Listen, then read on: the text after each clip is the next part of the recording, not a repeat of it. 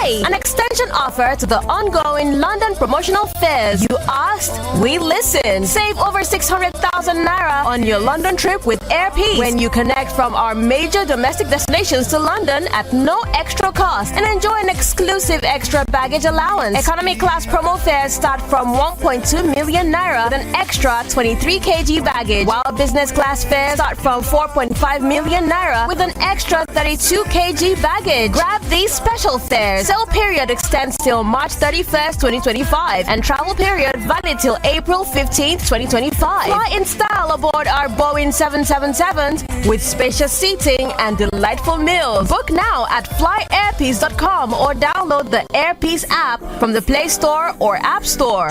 Airpeace, your peace is our goal.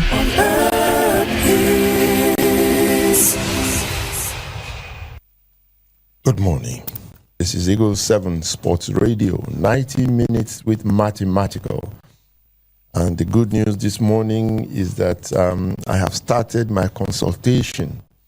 I've been checking my crystal ball to find out what will happen next week, Friday, when the Super Eagles will go to fight the do or die battle in Kigali.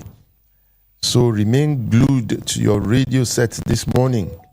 Eagle 7 Sports Radio, if you want to know what I think would happen next Friday when the two giants meet again.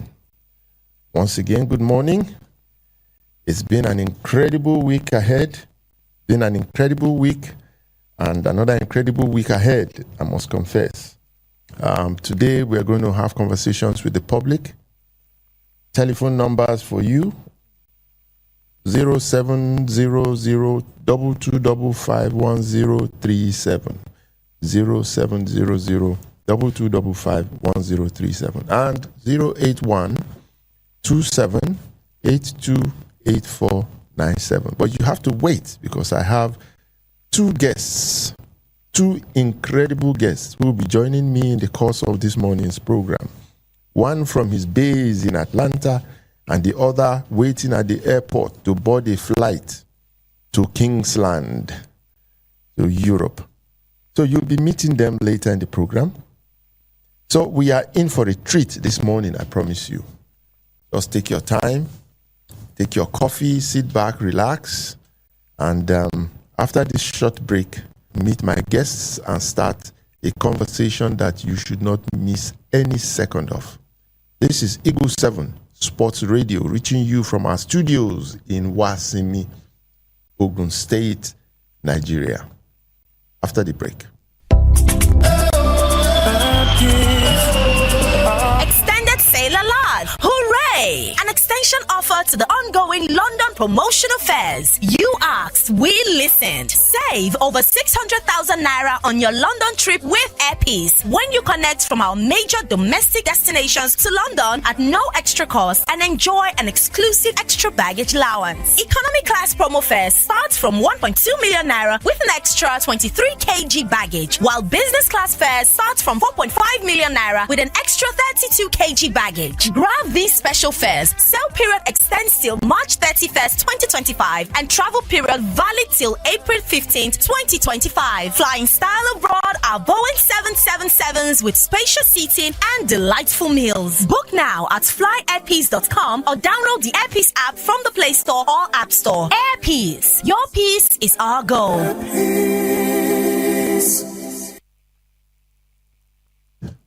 Welcome back.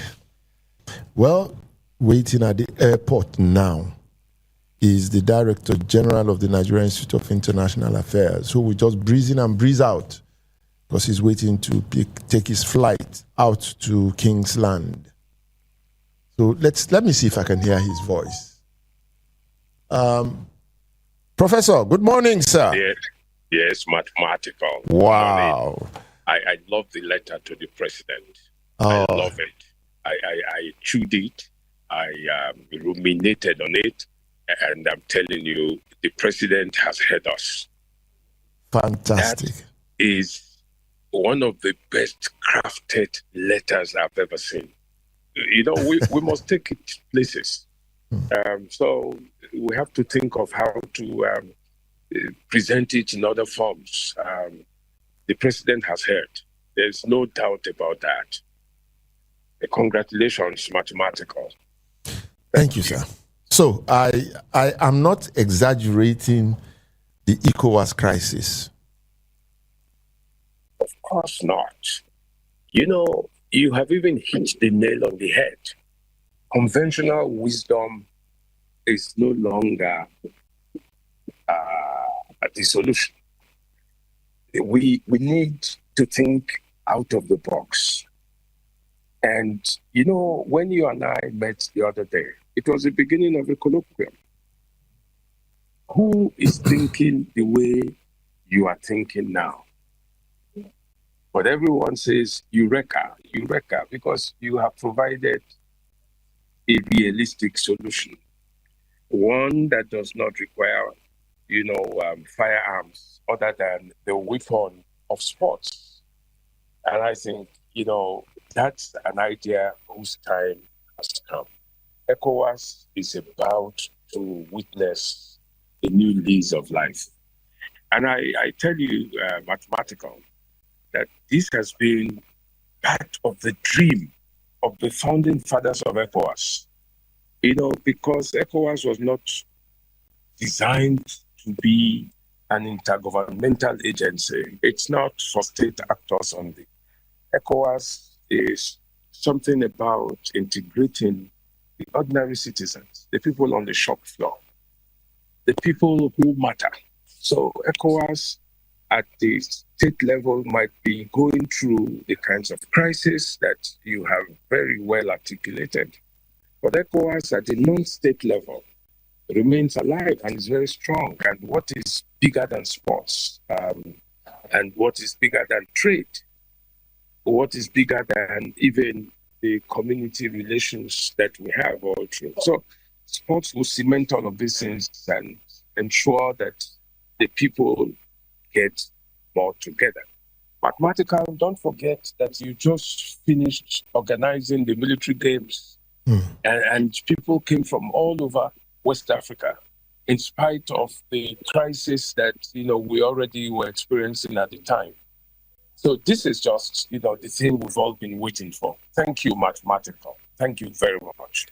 Thank you, Prof. Well, one issue that I touched on before we bring in ID, our brother, is this Calabar-Lagos Express Road that was embarked upon by Mr. President in his wisdom. And of course, he's been berated by, legions of people and so on and so forth. But, I just pointed out that I see, beyond what people are saying, the possibility of that road being expanded and extended to run from Calabar to Dakar in accordance to the dreams of the founding fathers of ECOWAS. Yes. And make truly ECOWAS one borderless region with a common market and so on and so forth. I need for you to just, again, is this just some crazy dream? Or, does it fit into Mr. President's vision for what that road was conceived? Well, mathematical, you know that the infrastructure provides the foundation, for integration. Think of it, whether it's social infrastructure, or it's the road network, or it's the education network. Everywhere in the world, roads have opened corridors. The roads have enabled people. Roads have enabled people to come together. And, in an interesting way, there is already a superhighway that you can call the West African Corridor. You drove all the way to Abidjan the last time. I did. Now, think of, expanding those opportunities for everyone. And I think that this road network is part of the Trans-Saharan, the Trans-African highway, that's been long in coming. Now with the African Continental Free Trade Area, which, by the way, is the largest in the world, this road infrastructure has become even more compelling. And I think, as chairman of the ECOWAS at this time, the president recognizes that this is an integral part of what is required to strengthen the integration of ECOWAS. Now, I said earlier that there's a lot of movement, and the ECOWAS protocol on free movement of persons and goods across West Africa, requires this kind of facility, this kind of infrastructure. So it's just as well. It's very pivotal to the integration that will be post-ECOWAS crisis. Prof, well, I know that you are waiting for your flight, but yes, we are thinking in the sports diplomacy unit of the Nigerian Institute of International Affairs we don't know what name to give it, but I suggested something like the ECOWAS friendship games. Help us to conceptualize it again so that people may have a good understanding of what we are thinking. We're just thinking for now. Yes, we are thinking because we know that what endures is friendship. Friendship is the social infrastructure. Remember that when the USSR, was together before the end of the Cold War, they had a university in Moscow called the Friendship University. And that was a melting pot, for all kinds of friends, that the Soviet Union had. And it was a cultivation point. It was the hub. So these friendship games that we are thinking of is the hub, is a new hub, is the thing that, is going to endure and keep all of West Africa together. Mathematical, there's an aspect of this whole thing that, we should also emphasize. Think of all the young people across West Africa. Think of how those young people, in your younger days, you were part of the Nigeria-Ghana games. You were part of WAU. You were part of, those things that bound us together. We were very strong. So I think that, we have to borrow a leaf at this point from what the Southern African region is doing. Like Rosafa, they don't have the kinds of friendship games that we envisage, but think that West Africa does this. Southern Africa does that. Eastern Africa does that. Who knows? The All-African Games will become even more robustly engaging. So I think we are on to a very great thing, especially because we now see it as a way of silencing the guns. We are silencing the guns, and we're just simply saying, all of us can, in the true spirit of sports, come together and provide another arena, for peace building and conflict resolution. Fantastic. That's what we're doing. Prof, at any time, should they call your flight or anything, you can go. I want to bring in our brother, yes, ID, to add a dimension to the conversation so far. ID, are you there? Good morning, Mathematica. Good morning, Professor Sadi. We can't see your face. It's good to hear you again. Thank you. Absolutely. Thank you, Prof. Thank you. We can't see your face, ID. We need to see your face. We need the world to see your face. Aha. The same ID. ID, look, am I exaggerating? Or, are we exaggerating? Because Prof just supported me. The power of sport to provide the kind of relief that we are saying, that, sanctions, guns, threats, all those things have failed to achieve. Are we exaggerating the power of sport to provide this relief in the ECOWAS region? And not at all. In fact, I always like listening to Prof. I mean, it's actually a privilege to listen to Prof on these things. I mean, with his wealth of experience and knowledge, sports brings people together. It takes elite athletes, elite venues, elite structures, and it brings them together in a way that very few things can. So when you consider the use of sports to achieve infrastructural objectives, diplomatic objectives, sporting objectives, it is absolutely a non-exaggeration. West Africa especially will be under the spotlight because in 2026, Dakar will host the Youth Olympic Games. It is the first Olympics of any kind to be held in the continent of Africa. I noticed it did not go to South Africa. It came to West Africa, highlighting the strategic importance of the West African sub-region, not just in development, but also in things like trade, tourism, commercial activities. So West Africa does hold that strategic importance. Senegal will be the focus of the world next year when the Youth Olympic Games come to Dakar. Going further, we look at countries like Qatar and Saudi Arabia now hosting events like the World Cup. It is not by accident. These are strategic things. The United States State Department, which is like the Ministry of External Affairs, has specifically opened a sports diplomacy department, as has the government of Australia and the UK. They all have sport diplomacy departments, underscoring the strategic importance of sport to foreign policy, to nation building, and to the economic well-being of those countries. So sport does play an outsized role, a pivotal role in the development and in the integration of countries around the world.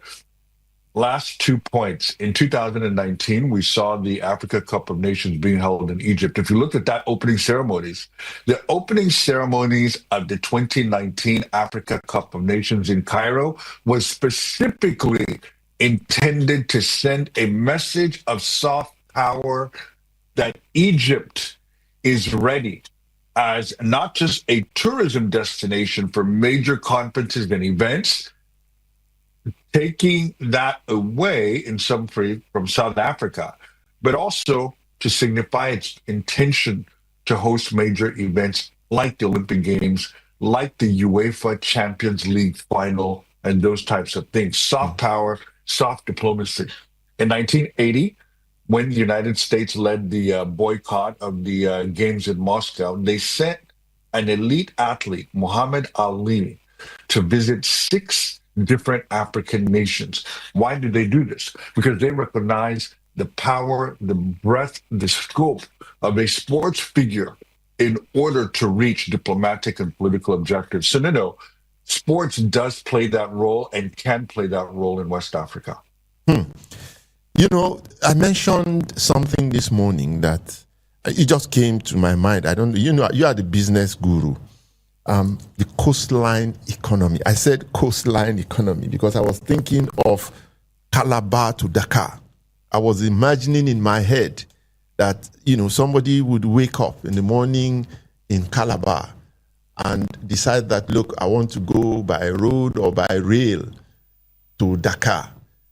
And the entire West Coast line is about 3,000 miles, I hear, when I checked and Googled. It's about 3,000 miles. And I described it as wasting. You, the businessman, help us start to envision the possibility of a coastline economy, from Calabar to Dakar, just as I envisioned in my presentation. What is that? The coastline economy from Calabar to Dakar would be fantastic for several reasons. Number one, just in the construction of such a project, whether it's by rail or by road or both eventually, the amount of commercial activities human development, capital projects, skills, infrastructure, just in the construction of such a project. Now, once such a project is completed, then the activity, the commercial activity on the stops in between those highways. So that means that one can wake up in Calabar and then within a span of a day or two, you're already in the car in the most efficient manner possible. You know, you can go from mainland China to Tibet. It's a journey of several thousand kilometers, and it takes 13 hours on high-speed rail in China. So by having something similar in West Africa, it will in fact enliven and awaken the economies around the way. It will strengthen the currencies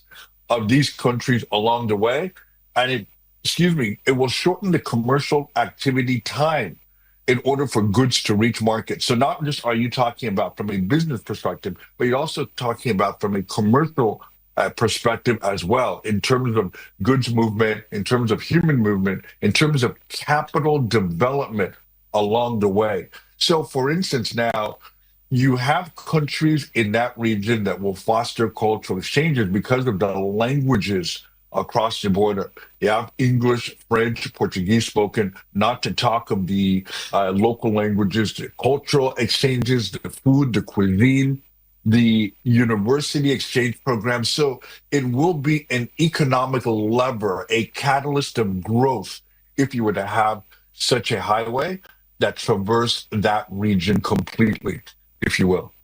ECOWAS friendship games. ECOWAS friendship games. What do you think for young people? I love ECOWAS it. friendship games. During the Cold War, the founder of CNN, his name is Ted Turner, the founder of CNN, founded something called the Friendship Games, the Goodwill Games. The Goodwill Games were intended to bring the warring parties of the Cold War, the U.S., and the Soviet Union and its allies together in an Olympic-style competition. And the first Goodwill Games was in 1986, and you had another edition in 1990 for the specific intent of bringing elite athletes and people of the world to come together to understand themselves in order to foster peace, in order to foster unity. And I think that that is something that is needed in the West African sub-region. The whole of Nigeria, I can assure you, are waiting to hear your thoughts on the do-or-die battle in Kigali. And they're also waiting to hear what I have to say after peering into my crystal ball to find out what will happen next Friday in Kigali. So we'll go on this short break. When we come back, we are changing the subject to the war in Kigali. Extended sale alert! Hooray! An extension offer to the ongoing London Promotional Fairs. You asked, we listened. Save over 600,000 naira on your London trip with Airpeace when you connect from our major domestic destinations to London at no extra cost and enjoy an exclusive extra baggage allowance. Economy class promo fares starts from 1.2 million naira with an extra 23 kg baggage, while business class fares start from 4.5 million naira with an extra 32 kg baggage. Grab these special fares. Sale period extends till March 31st, 2025, and travel period valid till April 15th, 2025. Flying style abroad are Boeing 777s with spacious seating and delightful meals. Book now at flyairpeace.com or download the Airpeace app from the Play Store or App Store. Airpeace, your peace is our goal. Welcome back. This is Eagle 7 Sports Radio. 90 minutes with mathematical, and we've had a terrific conversation earlier today with Professor Egosa Osagai, who is on his way out of the country. He has left us now, but in his office in Atlanta is Idoreyin Uyo, my good brother, and Nigerians all over the world are just waiting to hear what you have to say about Kigali. Well, the people can join us on telephone. I've posted the numbers. I have announced the numbers. Let me just do so for the last time. 0700 2255 1037. and 08127828497. You can call in at any time and be part of the conversation. So ID, reality check. It's going to be a huge mountain for the Super Eagles to climb next Friday in Kigali. My first, it's not even a question. It's just, well, maybe you can answer because, you are the guru. I don't recall a situation similar to what we have now, where the Eagles lost at home and then went out to win away and qualify for something. I don't recall, but I'm sure it has happened before, but I don't recall. Do you? And is this truly a huge mountain to climb? Big Shot, thank you. It is a mountain to climb, but it is not insurmountable. If you want to play with the best, you need to beat the best. And I don't recall a situation like this, though the Super Eagles have lost. It was an away game, if I'm not mistaken, to Benin Republic in Group C action. And there are 6 teams in Group C. That Rwanda that you mentioned, the WASP, W-A-S-P of Rwanda, topped the group with 7 points. Each team in Group C has lost at least 1 match, but only Nigeria and Zimbabwe are yet to win a match. So after this match against Rwanda in Kigali on the 21st, they will host Zimbabwe on the 25th in Uyo. That will be an elimination match because the loser of that match or the team that fails to win that match essentially is eliminated from the competition. So to answer your question, it is a huge mountain to climb, but it is not insurmountable. I do think that there's, from talking to people around the team, that there's a sense of optimism under the new coach, Eric Schell. And this new coach is the first non-Nigerian, the first African who is not a Nigerian to skipper the team. So we will see how the team responds under the new leadership. But there's also a sense of optimism. There's a sense of optimism around the camp. I'm sure that you have much deeper insight into the team than I do. But from the little that I know from speaking to team officials, there's a sense of optimism that we will be able to do this in Rwanda. The last time the 2 teams played in November in Nigeria during the AFCON qualifiers, Rwanda did beat Nigeria 2-1. But then that game essentially was a friendly because the Super Eagles had already earlier in the week qualified for the AFCON. So this is the real thing now for the right to go to the 2026 World Cup, which will be hosted with 3 countries, the US, Canada, and Mexico. And for the first time, we'll be featuring a 48-team format with Africa getting 9 of those slots. But only 1 team from Group C will advance. And the Super Eagles now, sitting at 3 points, do in fact have a very difficult task to match Rwanda, South Africa, and Benin Republic, all of which have 7 points. So we'll see. Well, you know me, I have always been recklessly optimistic when it comes to the Super Eagles. And every time they have played, if you recall and you go back, you find that Nigerians would always tip the Eagles to win home and away and so on and so forth. And I know that it is not so easy to win away from home. It is not so easy. And in the past 8 years at least, this set of Super Eagles, most of them have been in that team, or many of them have been in that same team.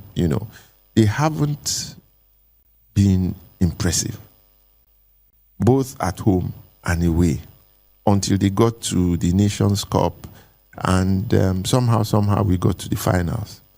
But this is not a team that we have depended on, and we have been justified by their performance. So, but as you said, there's a new coach, probably a new spirit, and all of that. But the reality is that Kigali would be intimidating for the Super Eagles. And the task ahead would also create its own pressures. But beyond all of that, yes, I side with you. They can win. And we hope that they would win.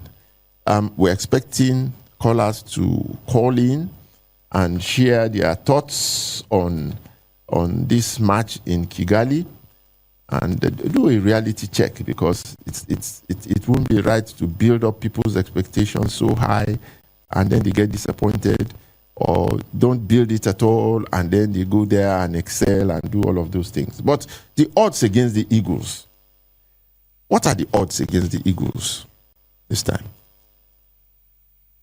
Yeah, so Big Shaq, the odds against the Eagles are tremendous. I mean, Rwanda is that stadium in Kigali. I have been to that stadium in Kigali on more than one occasion, but not since it was renovated last year. It is now one of the few stadiums in Africa that has the capacity to host a World Cup match.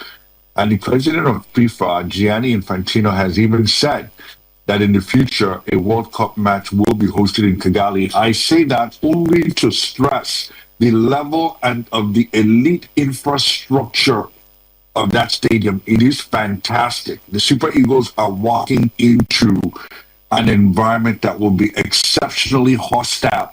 Why do I say so? Because, as you know, across the continent, the Nigerian brand, the Super Eagles brand, traditionally has been very, very strong. You know, a very quick story. I was on a business trip in 2020 to Lilongwe, Malawi, the capital of Malawi. So as I was checking into the hotel, the lady at the front desk said, "Oh, you're Nigerian?" I said, "Yes." And she now said that they are very big fans of the Super Eagles, and she now began naming, this is a lady, began naming about 5 or 6 players from previous Nigerian Super Eagles teams, to give you the level of depth and respect that the Super Eagles enjoy across the continent in terms of brand. But these days, the respect of brand does not qualify you for the World Cup. And those in Rwanda are ready to welcome the Super Eagles in the harshest of ways. And so we'll see what happens. That team is no longer, or has not been, intimidated. And in fact, they sit at the top of the group with the 7 points, which means even if the Super Eagles win, they still will not top the group. No matter what happens, Rwanda will still be in the upper echelons of this group. So we will need more than one match. And during this match window, the Super Eagles must take all 6 points if they have any realistic chance of qualifying. But yes, the environment will be extremely hostile. Does it bother you that the change or the changes in the team have been very, very few? It's not as if we have a new team, the same old players and so on. Does it bother you? I believe that if we could do better, we would. The question is whether or not those that make these decisions, if in fact they've been tampering experience with the youthfulness that would invigorate the team. Many of those on this team have in fact gone to a World Cup in 2018. They're bringing back, from what I understand, Ahmed Musa, who did brilliantly well. But if you look at it, that 2018 World Cup was 7 years ago. 7 years ago. So a player who is, say, 19 was only 12 at the time. So yes, there is a school of thought that suggests that that this team could benefit from an infusion of younger talent, an infusion of perhaps a more hungry team that hasn't had the level of success of this one. In fact, there are even members of this team that go back to 2016 when the national team won a bronze medal at the 2016 Olympic Games. So, yes, there is the need to balance youth with experience. I'm not sure if that blend exists on this team as it currently is constructed. I had a conversation with Eric Chell. I met him in Abuja over a week ago, and we had dinner, and we shared, our thoughts. And what struck me was his eye for detail. The man told me that he has been watching all players of Nigerian descent in Europe. That he went around and he would check, collating information and their data, and actually going to watch the best of them. And that he watched each player 5 times in 5 different games. That was all he was doing. Each player 5 times. And he came up with 28 strikers, Nigerian players, 28 of them who were top class strikers in his list. And of course, that's how he invited Tolu Arokodare into his team. And I was so impressed, because it's like this man is a man of detail. But at the end of the day, it just occurred to me when I saw the final list that only very few people, new players, managed to get into the team. Is it that we are not producing the quality of players that should take this team beyond where we are now? Nigeria, our domestic football, is not producing quality players. Is that a reflection of it? I wonder. Big Shaq, there's several different factors, as you know, that go into this. I don't see any reason why the domestic league should not produce players that can suit for the national team. If you look at the population of Rwanda, it's 13 million people, meaning there are more people in Lagos than the entire population of Rwanda. To drive from one end of Rwanda to the other end of the country takes less than 4 hours to drive the entire length of the country. So it is a very small country, yet they managed to do some fantastic things in sports. So I don't think it's a question of the talent not existing. It is a question, though, of harnessing the talent, finding the talent, and blending the talent to play unified football like they used to do back in the 70s, 80s, and 90s, when the team had more success, particularly at the youth level, than they do now. So it is finding the talent, harnessing the talent, and getting the talent to gel, especially in moments like this when it matters the most. Tomorrow Sunday, I intend to watch my first domestic league match from start to finish in Lagos. And I think it's between Enyimba and one other team. I intend to go there to watch. Of course, the match will be played on synthetic field. And I know that several teams don't play on their own grounds around Nigeria. And I've always believed, since 1988, I've been canvassing for us to redirect our effort at making sure that the most important ingredient in developing players and teams is the pitch on which they play. That ground where they play, it is everything. It is everything in football. It helps television, makes it attractive, makes the work of coaches, easier, so that when they coach, the players can actually go and implement what they have been taught. It helps the players to play well. When our players retire in Europe, they want to come back and they have the fields where they can play and play to the levels very close to how they are playing in Europe. That's why they don't come back to play. It's only Musa and one or two others that are now attempting, because I think a little bit of effort is in made towards the pitches. The grounds are not helping in the production and development of footballers from our domestic leagues, and people are not emphasizing that enough. I don't know if you know that. Big Shaq, if you look at it, yes, I am aware of the fact that the stadiums in the local league and the once proud national stadiums that we had in the major cities in Nigeria do, in fact, have a level of decay now and lack of maintenance, lack of growth, and we are not infusing the best technologies in developing and managing our pitches. So the quality of the stadiums themselves, leave quite a bit to be desired. As it is now, there's only one FIFA accredited pitch, and it is in my home state of Akwa Ibom State.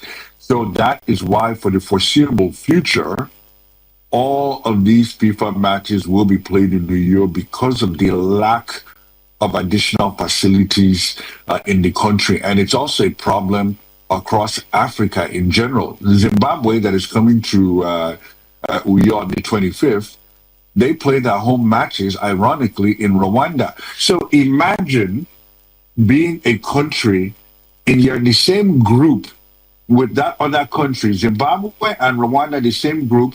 Yet when you play your home matches, you play in a country that is in your same group. So when Zimbabwe will play against Rwanda, even though the match is at home, a home match for Zimbabwe, it is still played on the opposing team's pitch. And so that is a problem for several African countries. Nigeria is no different. So the development of pitches needs to be prioritized in the country if, in fact, we're to get serious about football again. I need not emphasize that, but let me just use this opportunity to say it again for clarity so that people understand.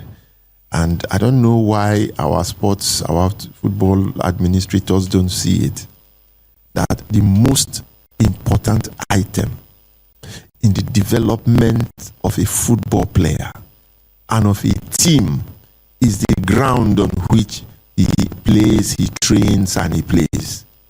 It is so important that it should be priority number one. Let everybody hear this. Where the players train, where they play. If you want to play snooker and you go and use a rough surface, you will never know how to play that game forever. If you want to play in the World Cup and you know it is going to be played on grass, super grass, as you described in Kigali, and you go and you are practicing on synthetic and you are playing your games on synthetic, those things are different. They are two completely different things. And where you don't have flat surfaces, the passes cannot go. You can't make 2 or 3 passes that will just go where you send the passes to. I don't know why people cannot see this. Administrators cannot see this. Through the decades, we have been campaigning that our priority should be good, lush, grassy pitches for our players to play all over the country. Now we have only one pitch in the whole of Nigeria. We should be ashamed of ourselves. Instead of having great pitches all over the place, that's why the league people are not going to watch. The games are not very interesting. The ball spends more time in the air than on the ground. Those are the factors. We don't have television covering them, and presenting us good matches and so on and so forth. It's all about the ground. Well, that's my own sermon. Let's listen to your own sermon again, because at the start, you took us through the route the Super Eagles would have to go to qualify. You ran through it. I want us to digest it properly. You help us go through that route again to weigh our chances. What do we need to do from now to qualification for that World Cup? It's so important. Please just take us through that again, Heidi. Big Shag, to qualify for the World Cup, we cannot afford to drop any more points the way we've been dropping. If you look at it, during the last qualification cycle for the previous Cup of Nations, Nigeria went to Lesotho and they beat Lesotho in Masuru 4-1. That was Victor Osimhen's coming out party. He destroyed the Lesotho defense single-handedly. Today, Lesotho sits 2 points ahead of Nigeria in Group C. Rwanda tops the group. There are 9 different groups in the Confederation of African Football qualifying for the World Cup. Nigeria is in Group C. Of these groups, each group has 6 teams. In Group C, Rwanda currently tops Group C, along with South Africa and Benin Republic, each with 7 points. Rwanda tops the group because of goal differential. Lesotho, and because those 3 teams are tied, Lesotho is now in 4th place with 5 points, and the Super Eagles are in 5th. second from the bottom. This is a role that the Super Eagles and Nigeria as a country, as a brand, is very unfamiliar with. Nigerians are not people that sit at the bottom of any table, whether that's the table of sports, academics, medicine, engineering, agriculture. Nigerians are not used to being at the bottom of any table. So this is very unfamiliar territory to us. Now, this match window consists of two matches. The first in Kigali that will be played on Thursday, Friday, the 21st, and the second on the 25th in Uyo against Zimbabwe. The Super Eagles must claim at a minimum, from these two matches, 4 points at a minimum. Because by claiming 4 points, it means that at least one of the teams ahead of them will drop points.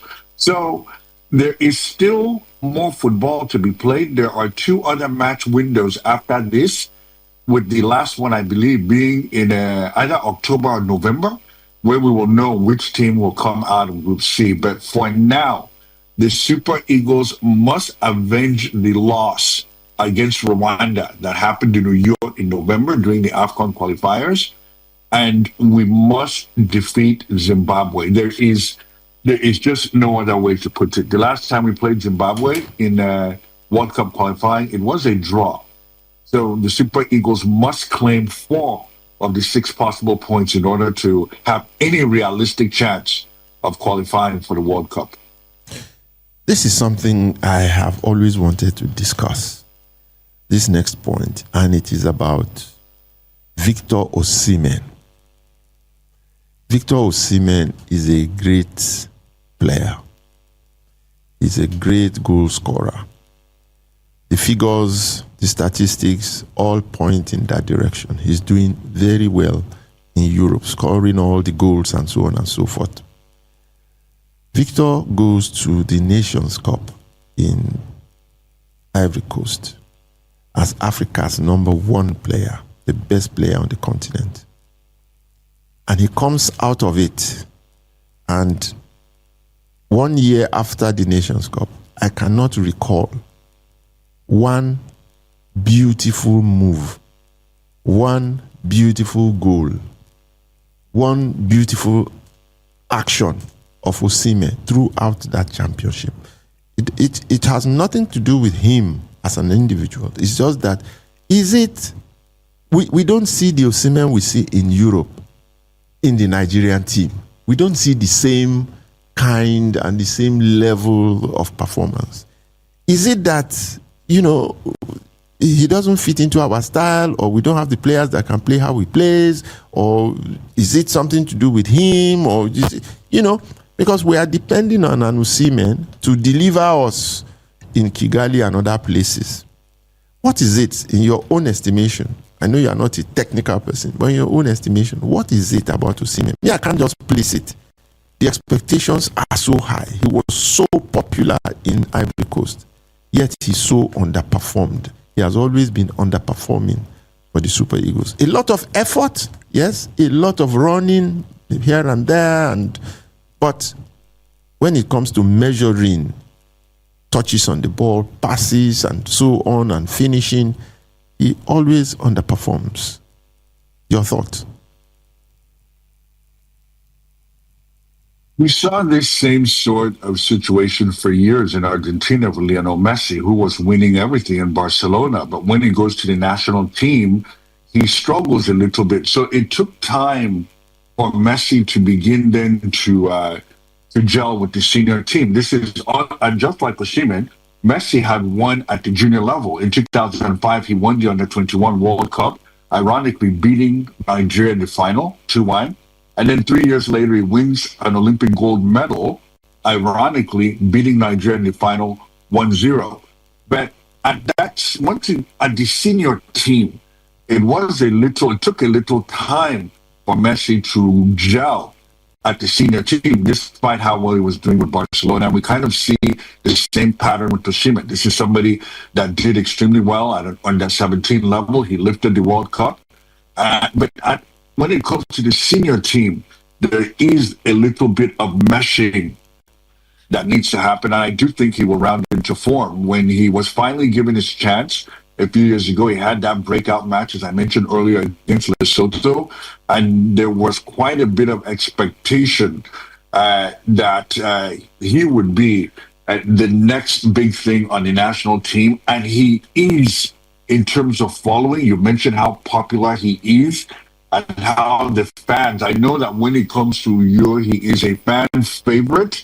And just does exceptionally well with his teammates. However, the results on the pitch have yet to reflect the full potential, but I do think he's going to get there. I think that as this team gels, Osimhen is going to become much more comfortable in the role that he's being asked to play in the national team. I mean, let's also not forget he's had several coaches over the last few years. So as this program stabilizes, I think you'll see the best of Victor Osimhen. It is in front of him, and he will do this team proud. No question about it. There's just too much talent there. Wow, I agree entirely with you. Well, I'll be peering into my crystal ball when we come back from our break, because we would start to now predict what we think will happen in Kigali. And I know all Nigerians will want to hear my own verdict. So we'll just go on this short break. And when we come back, we hope that we'll be able to get some telephone calls. I don't know what is happening.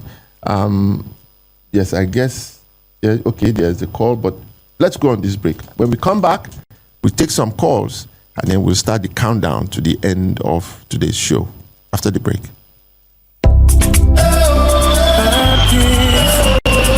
Extended sale alert! Hooray! An extension offer to the ongoing London Promotional Fairs. You asked, we listened. Save over 600,000 naira on your London trip with Airpeace when you connect from our major domestic destinations to London at no extra cost and enjoy an exclusive extra baggage allowance. Economy class promo fares starts from 1.2 million naira with an extra 23 kg baggage, while business class fares starts from 4.5 million naira with an extra 32 kg baggage. Grab these special fares. Sale period extends till March 31st, 2025, and travel period valid till April 15th, 2025. Flying style abroad are Boeing 777s with spacious seating and delightful meals. Book now at flyairpeace.com or download the Airpeace app from the Play Store or App Store. Airpeace, your peace is our goal.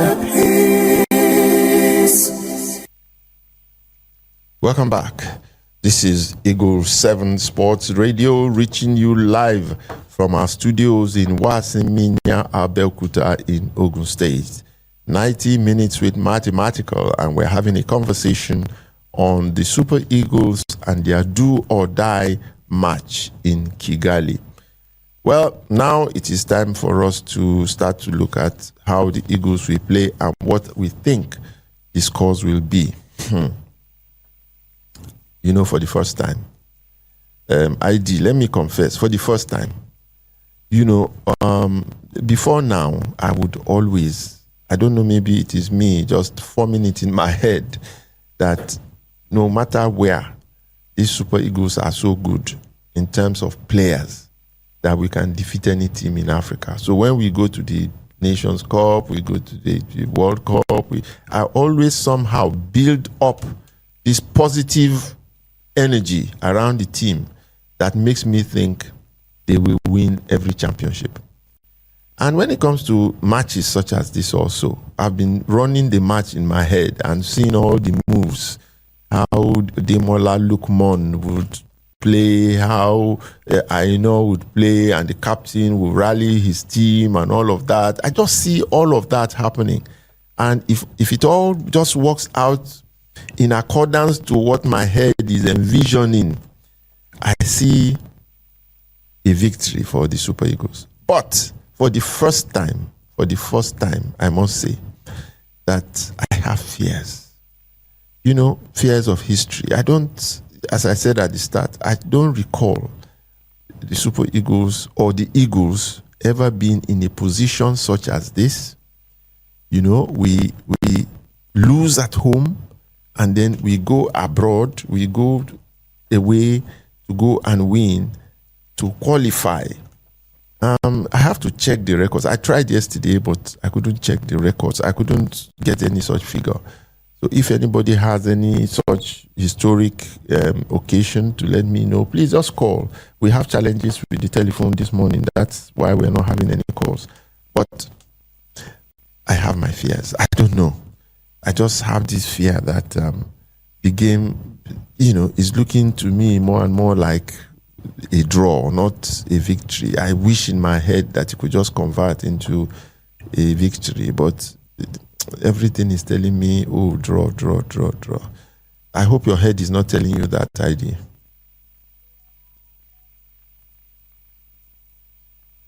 ID, are you there?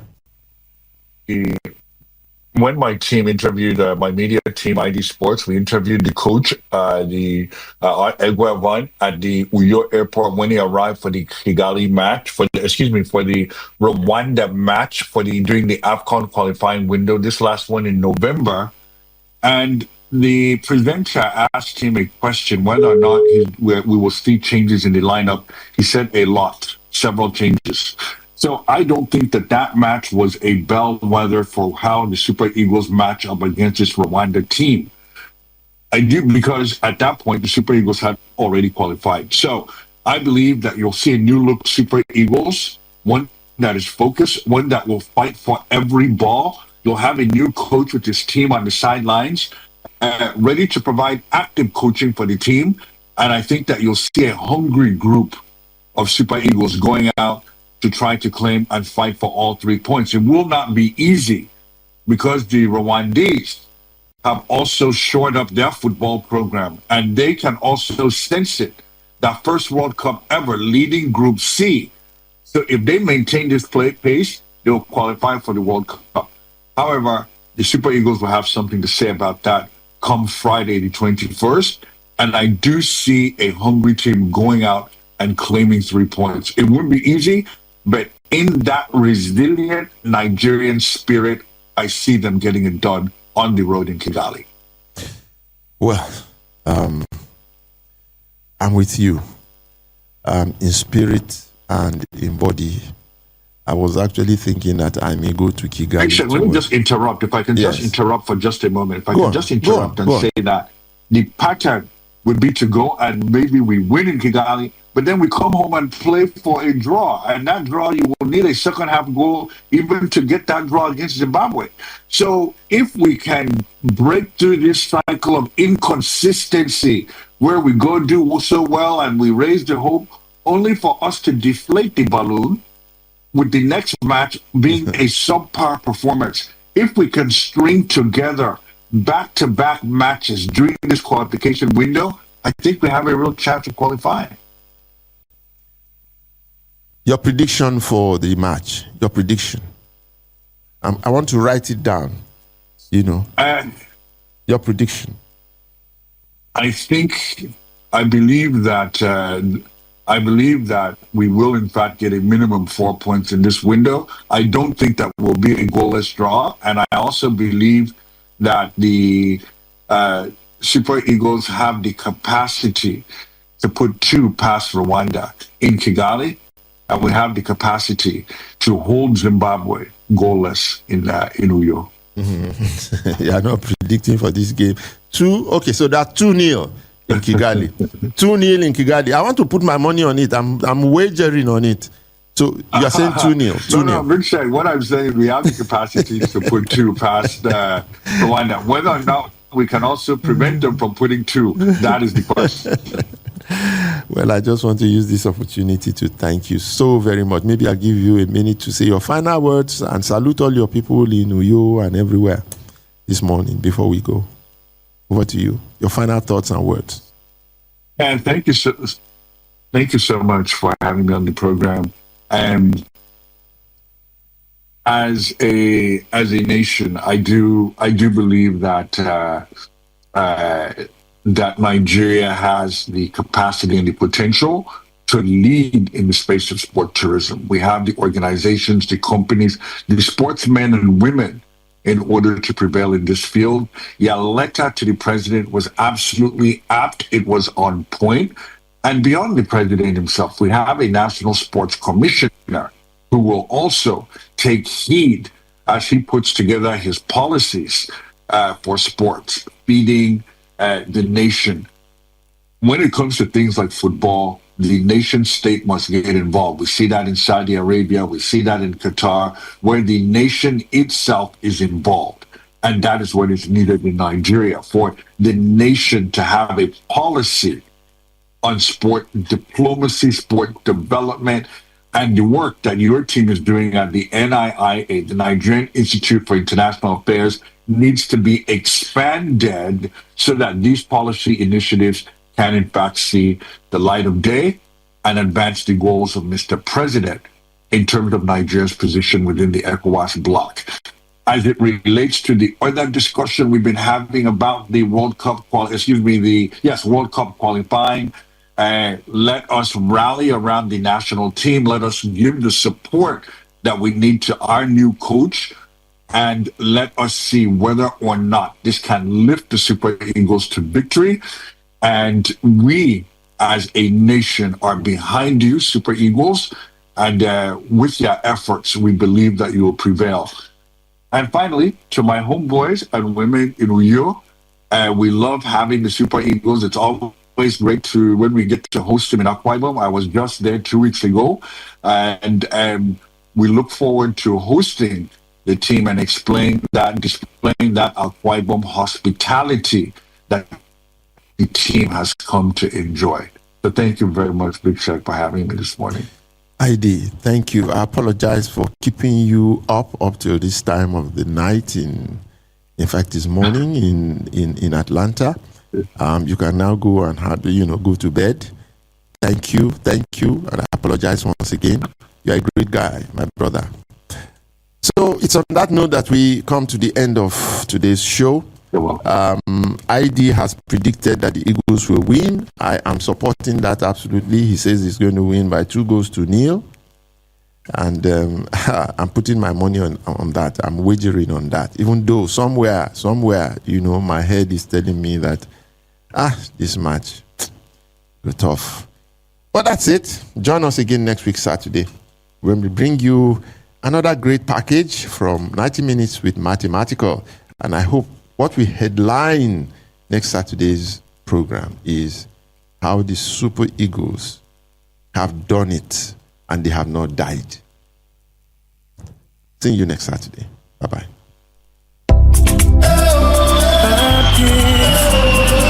Extended sale alert! Hooray! An extension offer to the ongoing London Promotional Fairs. You asked, we listened. Save over 600,000 naira on your London trip with Airpeace when you connect from our major domestic destinations to London at no extra cost and enjoy an exclusive extra baggage allowance. Economy class promo fares starts from 1.2 million naira with an extra 23 kg baggage, while business class fares starts from 4.5 million naira with an extra 32 kg baggage. Grab these special fares. Sale period extends till March 31st, 2025 and travel period valid till April 15th, 2025. Flying style abroad are Boeing 777s with spacious seating and delightful meals. Book now at flyairpeace.com or download the Airpeace app from the Play Store or App Store. Airpeace, your peace is our goal.